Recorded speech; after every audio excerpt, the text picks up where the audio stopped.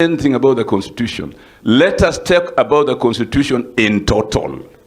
Let's go back to Bomas and review the Constitution.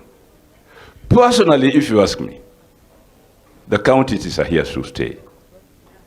The only thing we can discuss at Bomas is how best can we improve our politics so that the politics of tribalism is buried.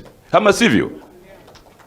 The politics of tribalism is buried. Now, even yes, we are working together with Ruto and so on, but look at how appointments are done in the ministries, in permanent secretaries and so on. And yet Parliament cannot discuss that meaningfully. Personally, if we went back to Bomas today, what would I propose to kill tribalism or control it better would be to have a parliamentary system of government where people form political parties.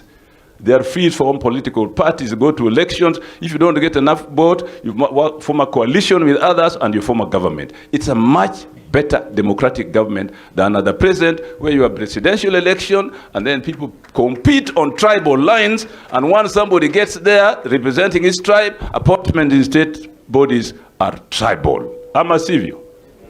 So I think let us be very, very frank with Kenyans, especially those of us who have been in the forefront of taking this country forward like the Luo people. There is no doubt whatsoever. You go to Tom Mboya, you go to Chinguneko, Arwin Skodek, name them. Odinga, most of all. These are the people at the hardest of times took risks to show this country where it was going. Then Raila came and gave us leadership, took risks to show where Kenya is going. And we have never wavered, like Nyong'o said, to follow that footsteps. And therefore, I think if people are talking about change of the Constitution, let's go back to Kenya, to Bomas. Let's not say, let's abolish counties as if it is something that was given to you by your mother. It was a struggle. It was a struggle. People struggled for it. And there was a reason why counties were established, 47 of them. Because even then, people were proposing 14. And we refused. We said, no, let the people decide so that they are better represented by counties, by devolution. So I think let's be very clear.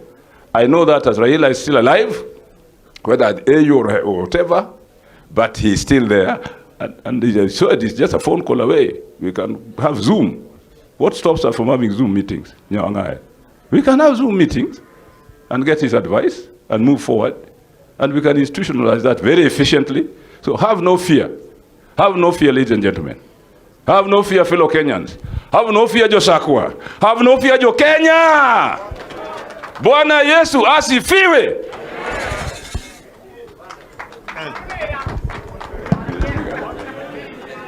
Pige.